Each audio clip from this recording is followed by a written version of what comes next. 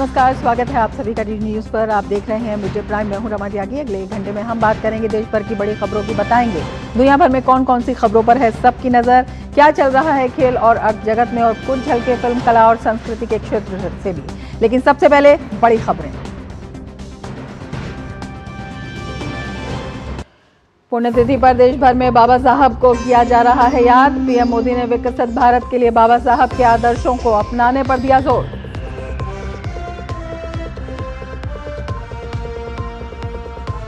Indigo के flight संचालन में हल्का सुधार, लेकिन अब भी कई राज्यों में उड़ानें रद्द। हालात पर काबू पाने के लिए रेलवे ने ट्रेनों में लगाया अतिरिक्त कोच।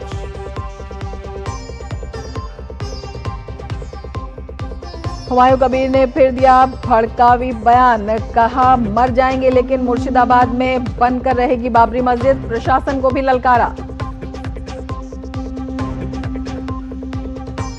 केरल में एसआईआर की तारीख में संशोधन, स्थानीय निकाय चुनाव के कारण अब 16 दिसंबर की जगह 23 दिसंबर को आएगा वोटर लिस्ट का ड्राफ्ट।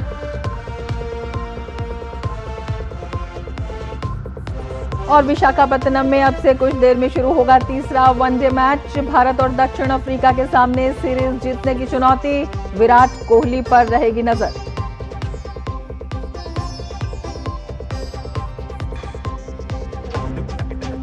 और सीधे आपको ले चलते हैं नई दिल्ली, जहां एनसीएसी के चेयरमैन किशोर मकवाना बाबा साहब के महापरिनिर्वाण दिवस के अवसर पर एक समारोह को संबोधित कर रहे हैं। पिताजी ने बाल्यावस्था में रामायण, महाभारत और ज्ञानेश्वरी गीता के जो श्लोक थे वो हमें कंठस्थ करवाते थे।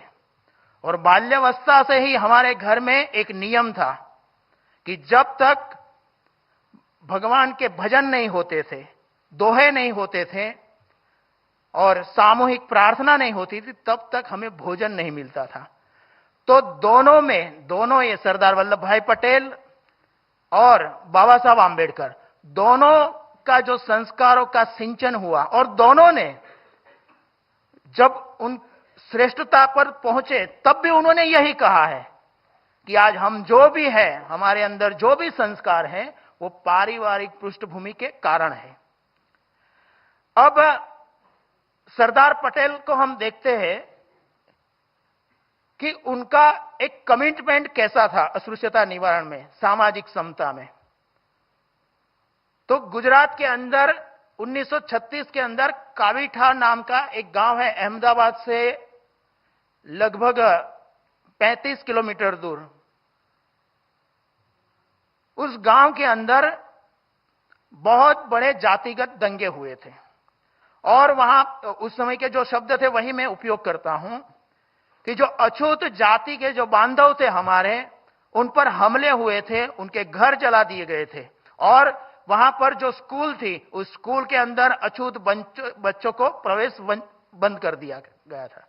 उस समय सरदार वल्लभ भाई पटेल स्वयं वहां गए थे और सभी को साथ में बिठाकर उन्होंने पूरी जो भी समस्या थी उसका निवारण किया, और अछूत जाति के जो बच्चे थे वो स्कूल में पुनः उनका जाना प्रारंभ हुआ।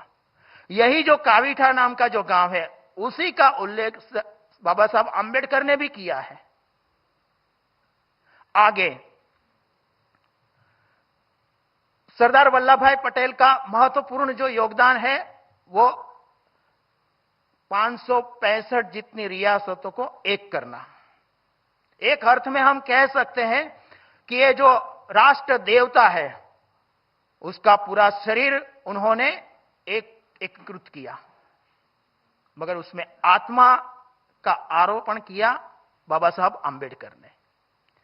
1945 में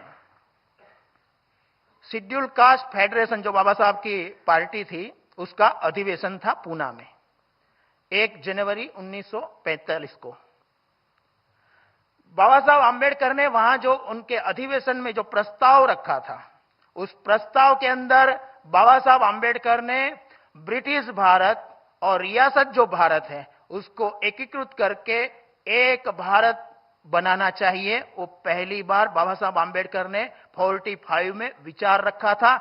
वही विचार सरदार पटेल ने व्यवहार में रखा। आगे हम देखते हैं कि सरदार वल्लभ भाई पटेल और बाबा साहब आंबेडकर के जो दोनों के संबंध थे वो किस प्रकार थे। तो उसमें भी हमें दिखाई देता है कि बाबा साहब आंबेडकर दोनों की काफी मिलना भी हुआ है। उसमें सबसे पहला जो दोनों का मिलना हुआ वो हम देखते हैं तो ध्यान में आता है कि पहली बार बाबा साहब आंबेडकर को सरदार पटेल लिखते हैं। बाबा साहब आंबेडकर ने एक पुस्तक लिखी है, गांधी और कांग्रेस ने अछूतों के लिए क्या किया। उन्होंने सवाल किया है बाबा साहब आंबेडकर ने। जब ये पुस्तक आई, पुस्तक जो पूरी है उसमें मुख्यतः जो विषय है वो कांग्रेस किस प्रकार ढोंग करती है अस्पृश्यता का निवारण का, वही बाबा साहब आंबेडकर ने आंकड़ों के साथ बताया है। जब ये पुस्तक बाहर आई तो काफी हंगामा हो गया और बहुत से लोगों ने बाबा साहब आंबेडकर पर हमला किया। उस समय बाबा साहब आंबेडकर ने सरदार पटेल को पत्र लिखा कि कुछ उनका शब्द में जो उन्होंने बोला है वही शब्द में उपयोग करता हूं कि कांग्रेस के कुछ एजेंट हैं, वो एजेंट मेरे पे हमला कर रहे हैं, तो आप जरा उस पर ध्यान दीजिए। अब मतलब बाबा साहब आंबेडकर की ये जो पुस्तक है वो कितनी महत्वपूर्ण होगी, तो उसका जवाब किसने दिया? एक थे राजगोपालाचारी। उन्होंने एक पुस्तक ही लिख डाली बाबा साहब पर हमला करने के लिए कि आंबेडकर रेफ्यूटेड, एक नाम की पुस्तक भी है, आप गूगल पे सर्च करोगे तो मिलेगी, अभी तो अवेलेबल नहीं है। और एक थे संथानम जो हिंदुस्तान टाइम्स के एडिटर थे, उन्होंने एक पुस्तक लिखी आंबेडकर अटैक। और ये दोनों ने जब ये पुस्तक लिखी तो बाबा साहब आंबेडकर सरदार पटेल को मिले और कहा कि मैंने जो कहा है वो मैंने आंकड़ों के आधार पर ही कहा है। ये देश आज संविधान निर्माता डॉक्टर भीमराव अंबेडकर को याद कर रहा है। आज उनके 70वें महापरिनिर्वाण दिवस पर संसद भवन परिसर में श्रद्धांजलि अर्पित की गई। इस मौके पर राष्ट्रपति द्रौपदी मुर्मू, उपराष्ट्रपति सीपी राधाकृष्णन, प्रधानमंत्री नरेंद्र मोदी, लोकसभा अध्यक्ष ओम बिरला सहित कई गणमान्य लोग उपस्थित रहे। डॉक्टर अंबेडकर की पुण्यतिथि को महापरिनिर्वाण दिवस के रूप में मनाया जाता है। डॉक्टर भीमराव अंबेडकर का 70वां महापरिनिर्वाण दिवस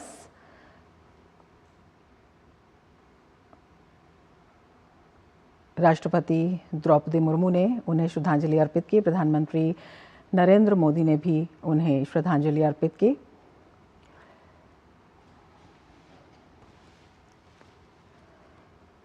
प्रधानमंत्री नरेंद्र मोदी ने बाबा साहब डॉक्टर भीमराव अंबेडकर को उनके महापरिनिर्वाण दिवस पर याद किया। प्रधानमंत्री नरेंद्र मोदी ने बाबा साहब डॉक्टर भीमराव अंबेडकर को उनके महापरिनिर्वाण दिवस पर याद किया। उन्होंने एक्स पर लिखा, डॉक्टर बाबा साहेब अंबेडकर को महापरिनिर्वाण दिवस पर सादर नमन। न्याय, समानता और संवैधानिक मूल्यों के प्रति उनकी दूरदर्शी नेतृत्व क्षमता और अटूट प्रतिबद्धता हमारे राष्ट्रीय मार्ग को निरंतर दिशा देती है।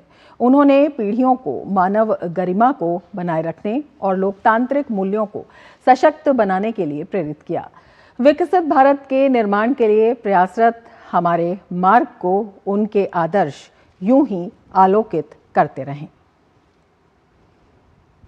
डॉक्टर भीमराव अंबेडकर के महापरिनिर्वाण दिवस पर मुंबई में चैत्य भूमि में महाराष्ट्र के मुख्यमंत्री ने और उप मुख्यमंत्री एकनाथ शिंदे भी वहां पर पहुंचे। मुख्यमंत्री और उप मुख्यमंत्री ने बाबा साहब को श्रद्धांजलि अर्पित की। चैत्य भूमि, शिवाजी महाराज मैदान और अंबेडकर निवास राजगृह में भारी भीड़ को देखते हुए व्यापक इंतजाम किए गए। कानून व्यवस्था बनाए रखने के लिए पुलिसकर्मी तैनात किए गए।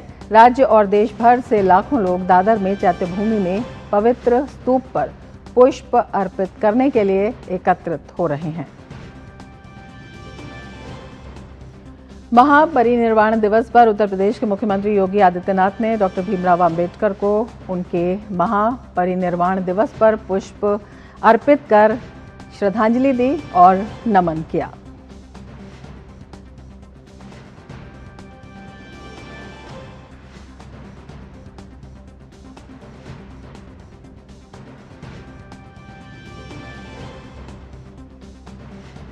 राजस्थान के मुख्यमंत्री भजनलाल शर्मा ने भी डॉक्टर भीमराव अंबेडकर को उनकी पुण्यतिथि के अवसर पर श्रद्धांजलि अर्पित की।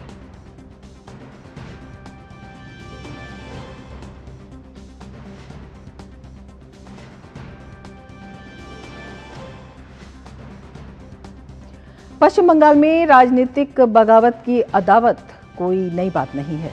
टीएमसी से निष्कासित नेता हुमायूं कबीर ने सूबे की मुख्यमंत्री ममता बनर्जी के खिलाफ मोर्चा खोल रखा है। हुमायूं कबीर ने मुख्यमंत्री पर कई गंभीर आरोप लगाए और अपना राजनीतिक लक्ष्य स्पष्ट किया। उन्होंने दावा किया कि बाबरी मस्जिद के निर्माण का विचार मुस्लिम आबादी के आधार पर आया है और मुर्शिदाबाद में मस्जिद बनेगी, कोई शक्ति इसे रोक नहीं सकती। उन्होंने ये भी कहा कि यदि बाधा डाली गई तो हम अपने जीवन की कीमत पर इसका सामना करेंगे। अपने संबोधन में हुमायूं कबीर ने राज्य सरकार और मुख्यमंत्री ममता बनर्जी पर तीखे प्रहार किए। उन्होंने आरोप लगाया कि सरकारी स्वास्थ्य सेवाओं की हालत अत्यंत चिंताजनक है और सरकार उन्हें अपनी धार्मिक परियोजना से रोक रही है। उन्होंने कहा इसका जवाब बंगाल का मुस्लिम समाज आने वाले दिनों में देगा। कबीर ने विधानसभा में मुस्लिम प्रतिनिधित्व बढ़ाने की अपील की। उनके अनुसार राज्य की 294 सीटों में से 90 सीटों पर मुसलमान उम्मीदवारों को भेजा जाना चाहिए, जबकि बाकी सीटों पर राजनीतिक प्रतिस्पर्धा तृणमूल कांग्रेस और विपक्ष के बीच हो। अपने बयान में उन्होंने राज्य में बढ़ती हिंसा और अवैध गतिविधियों को लेकर गंभीर आरोप भी लगाए और दावा किया कि इसका खामियाजा मुस्लिम समुदाय ही भुगत रहा है। राजनीतिक हलकों में इस बयान को लेकर तेज बहस शुरू हो गई है और आने वाले दिनों में इसके राजनीतिक असर पर भी सभी की नजर बनी रहेगी। भाजपा सोशल मीडिया टीम के प्रमुख अमित मालवीय ने पश्चिम बंगाल के मुख्यमंत्री ममता बनर्जी पर गंभीर आरोप लगाए हैं। मालवीय ने सोशल मीडिया पर पोस्ट में लिखा कि ममता बनर्जी राजनीतिक लाभ के लिए टीएमसी के निलंबित विधायक हुमायूं कबीर का इस्तेमाल कर मुर्शिदाबाद के बेलडांगा में मुस्लिम भावनाओं को भड़का रही हैं। मालवीय का आरोप है कि सांप्रदायिक रूप से संवेदनशील बेलडांगा में कबीर के मुस्लिम समर्थक बाबरी मस्जिद का निर्माण करने के लिए ईंटें लेकर जाते दिख रहे हैं और पुलिस इन्हें संरक्षण दे रही है।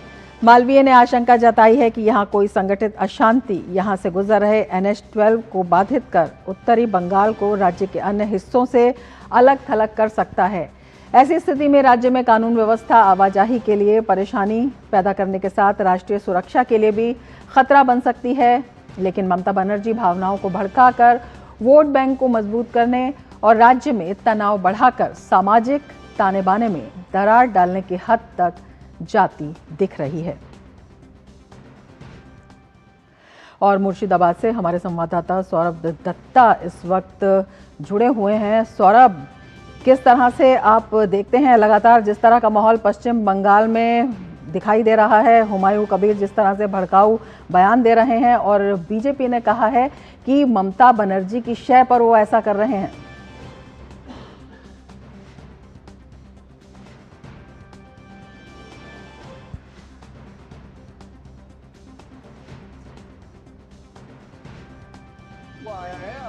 सौरभ, यहाँ पे जो जमायत है वो जमायत फिर यहाँ के दूसरे पे जो जहाँ पे जो जमीन चिन्हित किया गया है जो मस्जिद बनाने के लिए वहाँ पे सब लोग जाएंगे। काफी तालाब है, वहाँ पे काफी सारे लोग जमायत में हैं। यहाँ पीछे भी काफी सारे लोग हैं। अभी दुआ चल रहा है तो ये पूरी जो माहौल है काफी सारे लोग जमायत में हैं। और इस मंच से हुमायूं कबीर उन्होंने भी अपना लक्ष्य स्पष्ट कर दिया है। उनका ये कहना है कि पश्चिम बंगाल के जो 9 ऐसे हैं जहाँ पे मुस्लिम जो वोट है वो वोट 82% के करीब है। तो जो ये सारे जो सीट है वो चाहते हैं कि इस सारे सीट में उनके जो उम्मीदवार हो उनके उम्मीदवार को जो और उनका कहना है बाकी 204 में जो होना है वो उसका साफ दिखाना है ममता बनर्जी यहाँ पे मंच से। लेकिन उनका ये कहना है कि ईमान कबीर का ममता बनर्जी जो भी कह रही है असल में ये है चलते उन्होंने ये सब किया है। सौरभ, ममता बनर्जी किस तरह से इस पूरे प्रकरण में घिरती हुई नजर आ रही हैं, तो हम आपको बता देते हैं कि जो हुमायूं कबीर हैं उसने भड़काऊ बयान दिया है और बीजेपी ने कई तरह के आरोप लगाए हैं और ममता बनर्जी को सवालों के घेरे में लिया है।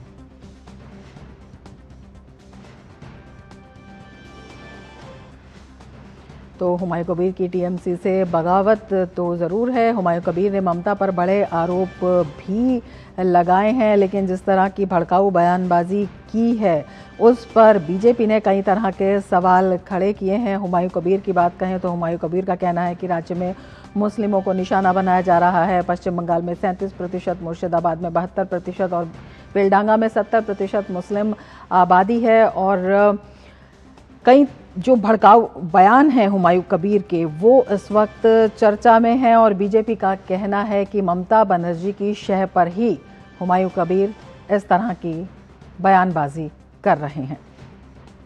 आगे बढ़ेंगे। एयरलाइन कंपनी इंडिगो का संकट खत्म होने का नाम नहीं ले रहा है। इसके कारण आज भी इंडिगो की उड़ान में देरी और रद्द होने का सिलसिला जारी रहा। दिल्ली, मुंबई समेत देश के कई प्रमुख हवाई अड्डों से इंडिगो की 323 से अधिक फ्लाइट रद्द हुई। इसके कारण यात्रियों को परेशानी का सामना करना पड़ रहा है। हैदराबाद एयरपोर्ट पर इंडिगो की 69, तो मुंबई एयरपोर्ट पर 109, दिल्ली एयरपोर्ट पर 106 और पुणे एयरपोर्ट पर 42 उड़ानें रद्द की गई हैं। कोलकाता और पटना एयरपोर्ट पर भी यात्रियों को परेशानियों का सामना करना पड़ रहा है। तो इंडिगो में संकट लगातार बरकरार है और दिल्ली एयरपोर्ट पर इंडिगो फ्लाइट ऑपरेशन अब धीरे धीरे फिर से नॉर्मल हो रहा है। दिल्ली एयरपोर्ट ने एक एडवाइजरी जारी करते हुए कहा है, ये बताते हुए खुशी हो रही है कि इंडिगो फ्लाइट ऑपरेशन अब धीरे धीरे फिर से नॉर्मल हो रहे हैं। कृपया घर से निकलने से पहले अपनी बुकिंग और फ्लाइट का स्टेटस चेक कर लें। इंडिगो एयरलाइंस ने इस संकट पर यात्रियों से माफी मांगी है, लेकिन ये माफी फिलहाल काफी नहीं लग रही है। बीती रात दिल्ली एयरपोर्ट पर यात्री काफी परेशान रहे। देश भर में इंडिगो एयरलाइंस की फ्लाइट्स में देरी और रद्द होने की वजह से देश भर में बड़ी संख्या में यात्रियों को परेशानी हो रही है। मुंबई, इंदौर, जयपुर समेत कई जगहों पर उड़ानें रद्द होने की वजह से यात्रियों को एयरपोर्ट पर घंटों इंतजार करना पड़ रहा है। नागर विमानन मंत्री की इंडिगो के कारण पैदा हुए संकट पर लगातार नजर बनी हुई है, लेकिन भारतीय रेलवे भी एक्टिव हो चुका है। यात्रियों की सहूलियत और यात्रा के लिए सीट उपलब्ध कराने के लिए रेलवे ने 37 ट्रेन में 116 अतिरिक्त कोच लगाए हैं।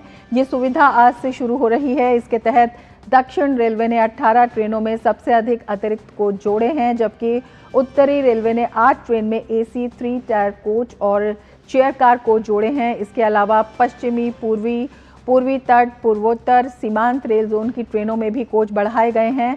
इसके अलावा वंदे भारत स्पेशल और नई Delhi Mumbai central superfast special train शुरू की जा रही है।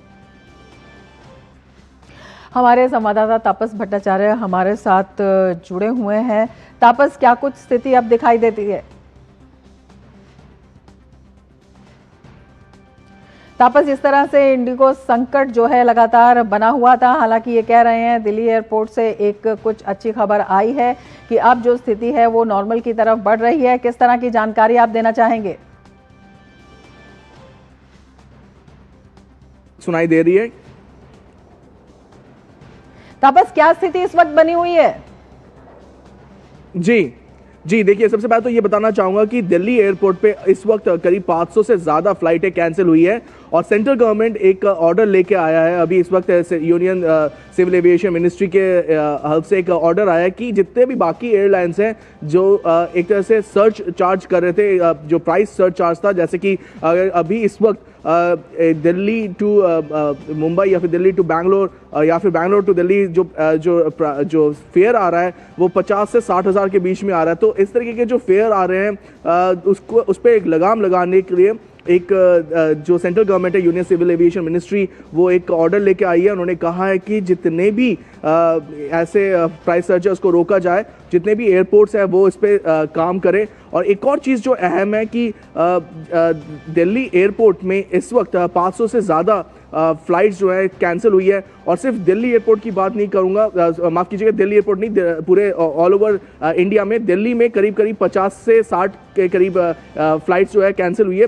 पूरे ऑल ओवर इंडिया में इंडिगो की डोमेस्टिक फ्लाइट्स करीब 500 से ज़्यादा फ्लाइट कैंसिल या फिर डिले हुई है, और उसका अभी पूरा डिटेल आ रहा है हमारे पास कि अलग अलग जगह पे अहमदाबाद, चेन्नई, हैदराबाद, हर जगह पे कैंसिलेशन देखने को मिल रही है। एक अफरा तफरी का माहौल है, और जिसके लिए यूनियन गवर्नमेंट ने कहा है कि पैसा ना बढ़ाया जाए। खासतौर से जो एजेड है, जो सीनियर सिटीजन्स हैं, जो स्टूडेंट्स हैं, उनके वो अगर टिकट बुक कर रहे हैं तो उनको ऐसा कोई प्रॉब्लम ना फेस करना पड़े जहाँ पे पैसा बहुत ज़्यादा बढ़ाया जा रहा है। तो ये एक important aspect union civil aviation ministry की तरफ से आया है। डीजीसीए ने जो पहला जो ऑर्डर था अपना एफडीटीएल को लेके, जो रोस्टर सिस्टम को लेके जिसमें सबसे ज़्यादा प्रॉब्लम हुआ, उसको अभी इस वक्त के लिए रोका गया है कि अभी ठीक से चीज़ें चलना शुरू करें, तो अभी उस ऑर्डर को रोका गया है।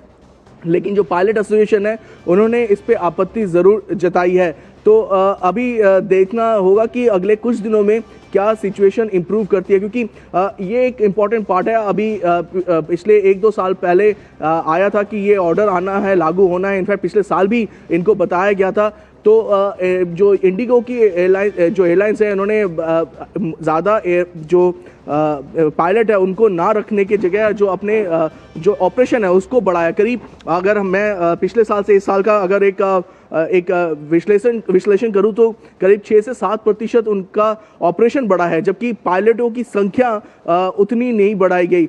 एफडीटीएल के उनको पता था कि एफडीटीएल यानी कि जो रोस्टर सिस्टम में चेंजेस आने हैं, क्योंकि वो इंटरनेशनल नॉर्म्स हैं कि आप एक पायलट को 48 आवर का एक मिनिमम एक हफ्ते में आपको एक साथ उनको रेस्ट देना पड़ता है। वो जो रूल था वो उनको पता था, लेकिन फिर भी इस पे काम नहीं किया गया। तो और डीजीसीए ने जो अभी वॉचडॉग है, जो पूरे सिविल एविएशन मिनिस्ट्री की एक वॉचडॉग है जो देखती है इस पूरे क्रम को, उन्होंने भी एक 4 मेंबर की कमेटी बनाई है कि ये गलती इंडिगो में कहाँ पे हुई है और उस पर कौन उसके लिए जिम्मेदार है। इसके लिए भी एक 4 मेंबर कमेटी बनाई गई है। रमा, तब सरकार लगातार इस पर नज़र बनाए हुए है, नागर विमानन मंत्री भी इस पर नज़र बनाए हुए हैं, और ये कहा गया है कि दिल्ली में थोड़ा सा जो हालात हैं वो अब सुधरने की ओर हैं। लेकिन जो यात्री फंसे हुए हैं, जिन यात्रियों की फ़्लाइट्स हैं, उनके लिए भी क्या कुछ दिशा निर्देश हैं, और जो एयरपोर्ट्स पर यात्री हैं उनके लिए क्या सुविधाएं जो हैं वो मुहैया कराई जा रही हैं, किस तरह के इंतज़ाम हैं?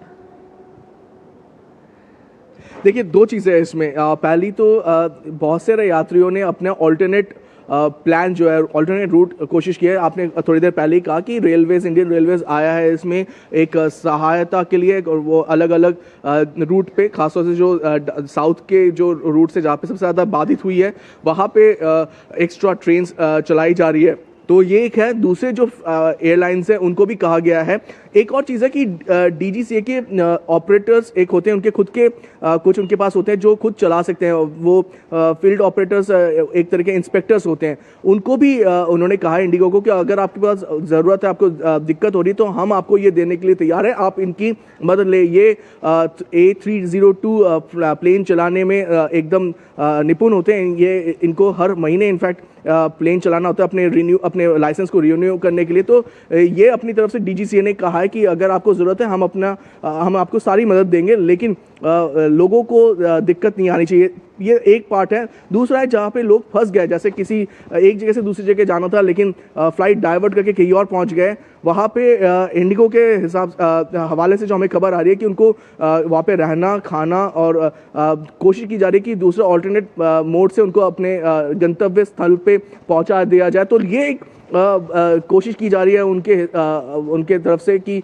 ये हो, लेकिन अभी भी केओस की स्थिति बनी हुई है। अभी भी बहुत ज़्यादा लोगों में हड़कंप है, खासतौर से दिल्ली, मुंबई, बैंगलोर, ये जो एयरपोर्ट्स है यहाँ पे सबसे ज़्यादा इस वक्त एयरपोर्ट्स में हलचल और केओस देखने को मिल रही है। जी, तापस आप नज़र बनाए रखें। फिलहाल शुक्रिया पूरी जानकारी के लिए। और मिड डे प्राइम में फिलहाल वक्त है एक ब्रेक का, बने रहिए DD न्यूज़ के साथ। पता है, लोग अक्सर मुझसे पूछते हैं कॉल सेंटर का स्टेडी जॉब क्यों छोड़ा। I wanted more out of life, बस मैंने अपना स्टार्टअप शुरू किया। जानना चाहोगे कैसे? Then start up your own business as an LIC agent. यहाँ सब कुछ है, great products, zero investment, leading organisation and unlimited opportunities. तो क्या आप तैयार हैं? LIC एजेंट बनो, अब बड़ा सोचो। हमारी वेबसाइट पर जाएं या अपनी नजदीकी LIC शाखा से संपर्क करें। सोच रहा हूँ टर्म लाइफ इंश्योरेंस ले लूं ताकि मेरे बाद फैमिली को पैसों की कमी ना हो। तू भी ले ले। अबे जल्दी क्या है, बाद में देख लेंगे। आराम से आराम से आराम से। अब तक कुणाल को हार्ट अटैक आ गया यार। पॉलिसी बाजार पर 0 GST के साथ अब 1 करोड़ का टर्म लाइफ इंश्योरेंस सिर्फ 400 रुपए महीने से शुरू। QR कोड स्कैन करो, 5000 का कैशबैक पाओ। वाह, दिल बन गया। UPI पिन एंटरिंग सिर्फ पैसे भेजने के लिए है। RBI कहता है जानकार बनिए, सतर्क रहिए। रूस के राष्ट्रपति व्लादिमीर पुतिन ने एक निजी चैनल को दिए इंटरव्यू के दौरान भारत पर अमेरिका के भारी दबाव को चुनौती दी। भारत को मिलने वाले 5 S-400 एयर डिफेंस सिस्टम के जवाब में रूस के राष्ट्रपति ने कहा, भारत हमारे सबसे भरोसेमंद साझेदारों में से एक है। हम भारत से टेक्नोलॉजी भी साझा कर रहे हैं। हमारे सबसे भरोसेमंद साझेदारों में से एक है। हम सिर्फ भारत को हथियार बेच नहीं रहे और भारत सिर्फ इन्हें खरीद नहीं रहा। हमारे बीच का रिश्ता इससे कहीं ऊपर है, कहीं गहरा है। हम पानी के जहाज, मिसाइलें और हवाई जहाज तक बना रहे हैं। आपने Su-57 का जिक्र किया, लेकिन भारत कई तरह के रूसी बख्तरबंद युद्धक वाहनों का उपयोग कर रहा है। T-90 टैंक, जिन्हें भारत खुद बना रहा है, बेहद उत्कृष्ट टैंक हैं। और ब्रह्मोस मिसाइल, जो भारत और रूस ने मिलकर मेक इन इंडिया के तहत विकसित की, उस पर भी हमें गर्व है। इसी तरह क्लाशनिकोव राइफलें भी भारत में ही बन रही हैं। पुतिन ने रुपए और रूबल लेन देन के जवाब पर कहा कि पीएम मोदी किसानों से जुड़ा मुद्दा हमेशा उठाते हैं और हमारे कारोबार से दोनों देशों को फायदा हो, हमारा ऐसा प्रयास रहता है। में कोई बाधा नहीं है। ये अर्थव्यवस्था का मामला है और मैं इस बात को समझता हूं कि हमारे बीच असंतुलित कारोबार है। उदाहरण के तौर पर भारत ने हमारे बीच कोई रुकावट पैदा नहीं की, क्योंकि उन्हें तेल और तेल से निर्मित सामान चाहिए। भारत सरकार को अपने किसानों के लिए रूस में बने उर्वरक चाहिए। पीएम मोदी हमेशा इस मुद्दे को मेरे सामने उठाते हैं और ये रुपए में पेमेंट का मामला नहीं है। मैं हमेशा कहता हूं कि इस असंतुलन को दुरुस्त करना है, प्रतिबंधित नहीं। हमारे कारोबार से दोनों देशों को फायदा हो, किसी एक को नहीं। रूस के राष्ट्रपति ने यूक्रेन में उनके आखिरी मकसद पर भी बात की। उन्होंने कहा, यूक्रेनी सेना अगर हमारे क्षेत्रों से पीछे हटे तो ये संघर्ष रुक सकता है। पश्चिम ने यूक्रेन के साथ मिलीभगत की और वहां तख्ता पलट को अंजाम दिया और उसके बाद यूक्रेन में घटनाएं हुई, खासकर दक्षिण पूर्व में और फिर डोनबास में। ये चर्चा में भी नहीं है। 8 साल, पूरे 8 साल हम शांतिपूर्ण तरीकों से इस मुद्दे को सुलझाने की कोशिश कर रहे थे। हमने इसे मिन्स्क समझौतों में शांतिपूर्ण सेटलमेंट के रूप में दर्ज किया, इस उम्मीद में कि इसे शांतिपूर्ण तरीके से हल किया जा सकेगा। बाद में हमें पता चला कि जो पश्चिमी नेता ये सार्वजनिक रूप से कहते थे, उन्होंने कभी भी मिन्स्क समझौतों को पूरा करने का इरादा नहीं रखा था। उन्होंने केवल इसलिए इसे साइन किया ताकि यूक्रेन को हथियार देने का मौका मिल सके और हमारे खिलाफ सशस्त्र संघर्ष जारी रखा जा सके। भारतीय चुनाव आयोग ने केरल में विशेष गहन पुनरीक्षण को लेकर बड़ा फैसला लिया है। दरअसल केरल में वोटर लिस्ट रिवीजन की तारीख बढ़ा दी गई है। अब केरल की ड्राफ्ट वोटर लिस्ट 23 दिसंबर को जारी की जाएगी, जबकि पहले ये 16 दिसंबर को जारी होनी थी। वहीं फाइनल वोटर लिस्ट अब 21 फरवरी 2026 को प्रकाशित होगी, जबकि पहले इसे 14 फरवरी को प्रकाशित किया जाना था। आपको बता दें, केरल SIR की तारीख में संशोधन स्थानीय निकाय चुनाव के कारण किया गया है। सुप्रीम कोर्ट की अनुमति मिलने के बाद ही चुनाव आयोग ने तारीख एक हफ्ता आगे बढ़ाने का फैसला लिया है। केरल में 9 और 11 दिसंबर को 2 चरणों में स्थानीय निकाय चुनाव होंगे। विशेष गहन पुनरीक्षण SIR के तहत छत्तीसगढ़ में अब तक 2,08,36,000 से अधिक नामांकन फॉर्म डिजिटाइज किए जा चुके हैं। राज्य के लगभग सभी पंजीकृत मतदाताओं को नामांकन फॉर्म दिए गए हैं। भौगोलिक दृष्टि से चुनौतीपूर्ण बस्तर मंडल में मतदाताओं तक पहुंचने के लिए बूथ स्तर अधिकारी हर संभव प्रयास कर रहे हैं। बीजापुर के उप जिला निर्वाचन अधिकारी NR गवेल ने जानकारी दी कि इंद्रावती नदी के पार और घने जंगलों से घिरे क्षेत्रों में पहुंचने के लिए BLO टीमों को नाव और स्टीमर दिए गए। उन्होंने बताया कि राज्य के मुख्य निर्वाचन अधिकारी यशवंत कुमार ने ये घोषणा की है कि SIR के दौरान उत्कृष्ट कार्य करने वाले बूथ स्तर अधिकारियों को सम्मानित भी किया जाएगा। भारतीय वायुसेना के लिए आज एक महत्वपूर्ण दिन है। कर्नाटक के बेलगावी में अग्निवीर वायु के लिए एक विशेष कार्यक्रम का आयोजन किया गया। इसमें अग्निवीर वायु इनटेक फरवरी 2025 की पासिंग आउट परेड आयोजित की गई। ये कार्यक्रम एयरमैन ट्रेनिंग स्कूल में किया गया। उत्कृष्ट प्रदर्शन करने वाले अग्निवीर वायु को सम्मानित भी किया गया। परेड को देखने के लिए काफी लोगों की भीड़ उमड़ी। इस परेड से युवा भारतीय वायुसेना से जुड़ने के लिए प्रेरित होंगे। भाजपा अध्यक्ष JP नड्डा झारखंड के 2 दिवसीय दौरे पर हैं। अपने दौरे के दूसरे दिन आज उन्होंने देवघर स्थित 12 ज्योतिर्लिंग में से एक बाबा वैद्यनाथ धाम में पूजा अर्चना की।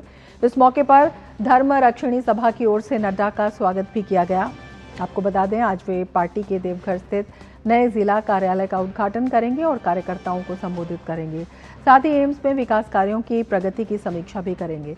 इससे पहले कल उन्होंने झारखंड भाजपा की कोर कमेटी के सदस्यों के साथ बैठक की और जमीनी स्तर पर पार्टी को मजबूत करने को लेकर कई निर्देश दिए। भाजपा अध्यक्ष JP नड्डा झारखंड के 2 दिवसीय दौरे पर हैं। अपने दौरे के दूसरे दिन आज उन्होंने देवघर स्थित 12 ज्योतिर्लिंग में से एक बाबा वैद्यनाथ धाम में पूजा अर्चना की। इस मौके पर धर्म रक्षिणी सभा की ओर से नड्डा का स्वागत भी किया गया। आज वे पार्टी के देवघर स्थित नए जिला कार्यालय का उद्घाटन करेंगे और कार्यकर्ताओं को संबोधित करेंगे। साथ ही एम्स में विकास कार्यों की प्रगति की समीक्षा करेंगे। केंद्रीय न्याय एवं आधिकारिता मंत्री वीरेंद्र कुमार बाबा साहब के 70वें महापरिनिर्वाण दिवस के अवसर पर संबोधित कर रहे हैं, अपना संबोधन दे रहे हैं। सीधे आपको लिए चलते हैं कि उन्होंने बाबा साहब जी के पुण्यतिथि के अवसर पर और साथ ही सरदार वल्लभ भाई पटेल जी की 150वीं जयंती के अवसर पर दोनों महापुरुषों का राष्ट्र के निर्माण में जो योगदान रहा है, उस पर एक तुलनात्मक चर्चा की जो सार्थक पहल यहां पर की है, वो काफी सराहनीय है। रिजवान कादरी जी ने सरदार वल्लभ भाई पटेल जी का इस देश के निर्माण में जो योगदान रहा है, जो संघर्ष रहा है, उस समय की तत्कालीन जो सामाजिक कुरीतियां थीं, कुरीतियों के कारण जहां मंदिरों में प्रवेश नहीं मिलता था छूत वर्ग के लोगों को, नेतृत्व में भागीदारी नहीं मिलती थी, अस्पृश्यता का व्यवहार होता था, इन सभी के विरुद्ध समाज को जागृत करते हुए उनको न्याय दिलाने की पहल जहां सरदार वल्लभ भाई पटेल जी के द्वारा की गई, संविधान की रचना ड्राफ्टिंग कमेटी के चेयरमैन होने के नाते बाबा साहब अम्बेडकर जी का संविधान की रचना में जो महत्वपूर्ण योगदान रहा है, उसको ये देश कभी भुला नहीं पाएगा। अभी सरदार वल्लभ भाई पटेल जी की 150वीं जयंती चल रही है। अनेक प्रसंगों का उदाहरण प्रोफेसर रिजवान कादरी जी ने दिया। अहमदाबाद की एक घटना का उल्लेख मैं करना चाहता हूं। अहमदाबाद में एक विक्टोरिया पार्क था और वो विक्टोरिया पार्क के नाम से जाना जाता था, महानगर पालिका का पार्क था। सरदार वल्लभ भाई पटेल जी के मन में यह विचार आया, ये विक्टोरिया पार्क विदेशी मानसिकता की गुलामी का प्रतीक है और यहां पर लोकमान्य तिलक जी की प्रतिमा यहां पर स्थापित होना चाहिए। और वह प्रतिमा लगाने के लिए उन्होंने पहल की। प्रतिमा भी लगाई गई। प्रतिमा का अनावरण करने के लिए उन्होंने राष्ट्रपिता महात्मा गांधी जी को बुलाया। वो जब राष्ट्रपिता महात्मा गांधी जी वहां पर आए तो उन्होंने एक बात कही, ये काम अगर कोई कर सकता है तो सरदार ही कर सकता है। और सरदार वल्लभ भाई पटेल जी ने जहां उस असंभव कार्य को करके बताया, वहीं उन्होंने आजादी के बाद हमारे देश में लगभग छोटी बड़ी 562 रियासतों में बटा हुआ था। अब उन सारी रियासतों का एकीकरण करके भारत के वर्तमान स्वरूप की नींव रखना, अखंड भारत के निर्माण की दिशा में कदम आगे बढ़ाना, यह बड़ा कठिन काम था। लेकिन ऐसे असंभव कार्य को भी सरदार वल्लभ भाई पटेल जी ने मन में जब ये ठान लिया कि इन सारी रियासतों का एकीकरण करके अखंड भारत की नींव को रखना है, भारत को एक बनाना है, और उस काम में उन्होंने जब शुरुआत की तो 562 रियासतों का एकीकरण भी किया। यह काम इतना आसान नहीं था। आज हम भारत को जिस वर्तमान स्वरूप में देख रहे हैं, उसमें जूनागढ़ की कठिनाई भी सामने आई। जूनागढ़ रियासत ने पाकिस्तान में विलय की घोषणा कर दी। सरदार वल्लभ भाई पटेल ने कहा, तुमको अगर पाकिस्तान जाना है तो जा सकते हो, लेकिन जूनागढ़ की धरती यहीं रहेगी, जूनागढ़ की जनता यहीं रहेगी, और जूनागढ़ भारतीय गणराज्य का हिस्सा रहेगा। नवाब हैदराबाद ने भी, उन्होंने अपने स्वतंत्र रियासत की बनाए जाने की घोषणा कर दी। सरदार वल्लभ भाई पटेल जी ने वहां पर शक्ति की आवश्यकता थी, तो शक्ति का प्रयोग करके और हैदराबाद रियासत का भी भारतीय गणराज्य में विलय करने का जो काम किया, ऐसे असंभव कार्य करके भारत को आज वर्तमान स्वरूप प्रदान करने का श्रेय अगर किसी को दिया जाता है तो सरदार वल्लभ भाई पटेल जी को ही दिया जाता है।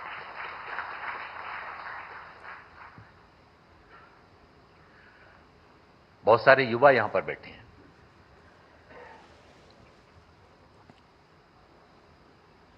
हमारे युवाओं को तो पता भी नहीं होगा, जब 562 रियासतों का भारत में एकीकरण किया गया तो सरदार वल्लभ भाई पटेल जी उसी समय कश्मीर का नहीं, पूरे कश्मीर का विलय भारत में करना चाहते थे। लेकिन तत्कालीन राजनेताओं की अदूरदर्शिता के कारण कश्मीर का विलय नहीं हुआ। संविधान अलग, निशान अलग, अलग कश्मीर को स्थान दिया गया।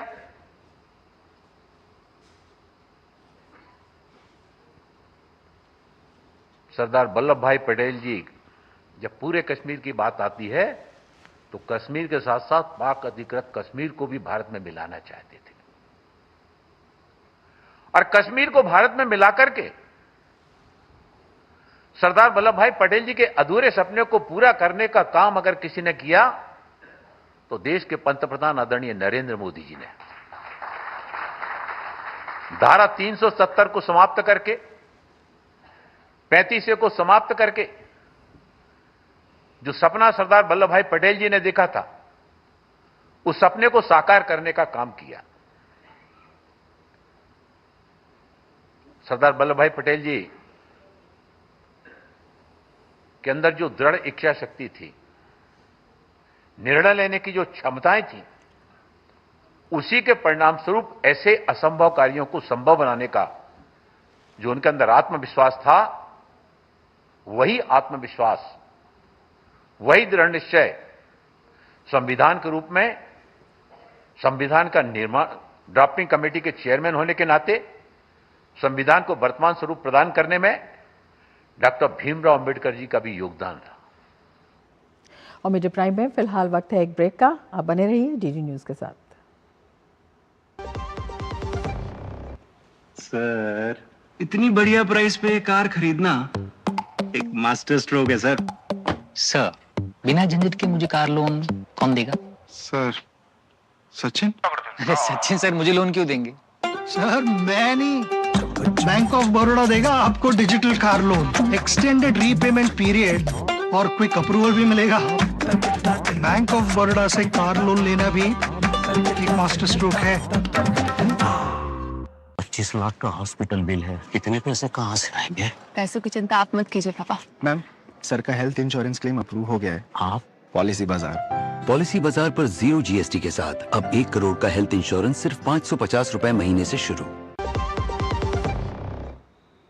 श्रीलंका में चक्रवात तितवा ने भारी तबाही मचाई। इसके नुकसान से उबरने के लिए अब अंतर्राष्ट्रीय मुद्रा कोष श्रीलंका को आर्थिक सहायता देने पर विचार कर रहा है। IMF ने कहा है कि वो चक्रवात से प्रभावित श्रीलंका को $20 करोड़ की सहायता के उसके अनुरोध पर विचार कर रहा है। मुद्रा कोष ने कहा कि चक्रवात के कारण श्रीलंका की आर्थिक स्थिति पर असर पड़ रहा है। श्रीलंका के लिए IMF मिशन प्रमुख इवान पापागे ऑर्जियो ने इसकी पुष्टि की है कि श्रीलंका के अनुरोध की समीक्षा की जा रही है। आपको बता दें, किसी भी भुगतान से पहले IMF कार्यकारी बोर्ड की मंजूरी जरूरी है।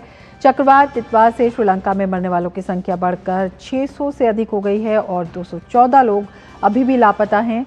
ये बीते 2 दशक में श्रीलंका की सबसे भीषण प्राकृतिक आपदा है। और अब देखते हैं खेल जगत की खबर। विशाखापत्तनम में भारत और दक्षिण अफ्रीका के बीच वनडे सीरीज का निर्णायक मुकाबला जारी है। भारत ने टॉस जीतकर मेहमान टीम दक्षिण अफ्रीका के खिलाफ पहले गेंदबाजी का फैसला किया। भारतीय टीम ने 20 वनडे मैचों के बाद टॉस जीता है। ताज़ा समाचार मिले तक दक्षिण अफ्रीका ने 1 रन पर 1 विकेट गंवा दिया। अफ्रीकी टीम की शुरुआत अच्छी नहीं रही और रयान रिकेल्टन पहले ओवर में बगैर कोई रन बनाए अर्शदीप सिंह की गेंद पर पवेलियन लौट गए। भारतीय टीम में एक परिवर्तन किया गया है। वॉशिंगटन सुंदर के स्थान पर तिलक वर्मा को टीम में शामिल किया गया है। 3 मैचों की सीरीज फिलहाल 1-1 से बराबर चल रही है। इस मैच को जीतने वाली टीम सीरीज अपने नाम कर लेगी। रांची वनडे में करीबी जीत हासिल करने के बाद भारतीय टीम को रायपुर में करारी हार मिली थी। 359 रन के विशाल लक्ष्य को लेकर दक्षिण अफ्रीका ने 4 गेंद शेष रहते ये हासिल कर लिया। इन दोनों मैचों में भारतीय टीम का गेंदबाजी आक्रमण कमजोर साबित हुआ। इस बार भी स्टार बल्लेबाज विराट कोहली पर सबकी नजर रहेगी। विराट कोहली ने अपनी पिछली 3 पारियों में 2 शतक और 1 अर्धशतक लगाया है, जबकि रोहित शर्मा ने अपनी पिछली 4 पारियों में 1 शतक और 2 अर्धशतक लगाए हैं। और हमारे संवाददाता गौरव हमारे साथ जुड़ गए हैं। गौरव, क्या कुछ तैयारी है, क्या कुछ माहौल है? देखिए रमा, एक अच्छी शुरुआत जो है वो कहना चाहिए कि आज विशाखापट्टनम में मिली। पहले टॉस हमने जीता और उसके बाद जल्द ही दक्षिण अफ्रीका का जो पहला विकेट था रयान निकल्टन के रूप में उनको पवेलियन वापस भेज दिया। तो ये संकेत जो हैं वो बहुत अच्छे तरीके से आए हैं, सामने देखने को मिले। लेकिन अब देखना होगा कि किस तरह से, क्योंकि जैसे जैसे मैच आगे बढ़ेगा तो क्योंकि दक्षिण अफ्रीका की जो बल्लेबाजी है उसमें काफ़ी ज़्यादा गहराई है और हम जानते हैं कि किस तरह से एडन मार्करम ने पिछली बार जिस तरह से उन्होंने पारी खेली थी और कहना पड़ेगा कि जिस भारत के जबड़े से कहना चाहिए कि जीत जो थी वो कहीं ना कहीं छीन ली थी। तो इस बार देखना होगा कि टीम इंडिया जो है वो, एक तो अच्छी चीज़ हो गई कि आपको टॉस जो है वो आपके हक में गया है, लेकिन आपकी जो अपनी जो गेंदबाजी है जो कि काफ़ी सवालों के घेरे में भी रही है। हालांकि कुछ परिवर्तन भी जो इस बार है वो देखने को मिले हैं और तिलक वर्मा को टीम में जगह मिली है। तो कहीं ना कहीं एक बैटिंग लाइनअप को जो है वो मजबूती देने का जो प्रयास है वो सामने देखने को मिला है, क्योंकि वॉशिंगटन सुंदर जो थे, हालांकि उनकी कोशिश ये हो रही थी कि वो मिडिल ऑर्डर में आकर के टीम के लिए एक अहम रोल अदा करें, लेकिन वो रोल जो था वो उनके बल्ले से जो है वो नहीं निकल पा रहा था और ना ही गेंदबाज के तौर पे वो अपने आप को बहुत अच्छे तरीके से इस पूरी सीरीज़ में साबित कर पाए थे। तो ये एक चेंज जो है वो सामने है। लेकिन कुल मिलाकर के अभी फोकस ये रहेगा कि टीम इंडिया की जो ये अच्छी शुरुआत मिली है इस पर कितनी टीम जो है वो अपने गेन कर पाती है, क्योंकि एक छोर से अर्शदीप सिंह का जो प्रभाव है वो हमने देखा है कि पिछले 2 वनडे में अच्छे तरीके से निकल करके देखने को मिला था। साथ ही साथ हर्षित राणा ने भी एक अच्छा रोल जो है उनको एक बखूबी एक जो साथ है वो दिया था।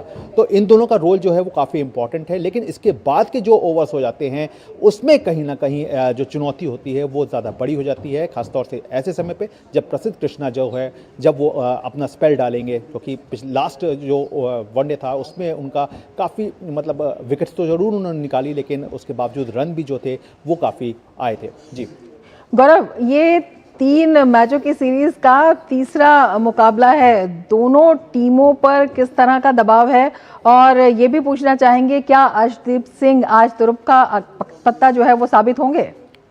देखिए, दबाव की जहां तक बात की तो हमेशा कोई भी मैच हो, कोई भी मुकाबला हो, कोई भी सीरीज हो, दबाव जो होता है वो हमेशा होता है। लेकिन हाँ, यहाँ पे दबाव जो है वो भारतीय टीम पे इसलिए भी ज़्यादा रहेगा क्योंकि आप जो है वो टेस्ट सीरीज जो है वो 2-0 से हार चुके हैं। इसके बाद वनडे सीरीज अभी 1-1 से बराबर है, तो ऐसे में आप ये कभी नहीं चाहेंगे कि वनडे सीरीज भी जाए, क्योंकि अगर ऐसा होता है तो हम अपने दर्शकों को अब ले चलते हैं देवघर, जहां पर जेपी नड्डा अपना संबोधन दे रहे हैं। तो बन गया, लेकिन इसको जान फूंकने का काम हमारे ये सामने बैठे कार्यकर्ता करेंगे और इसका सदुपयोग करेंगे, यह हम जरूर कहना चाहते हैं।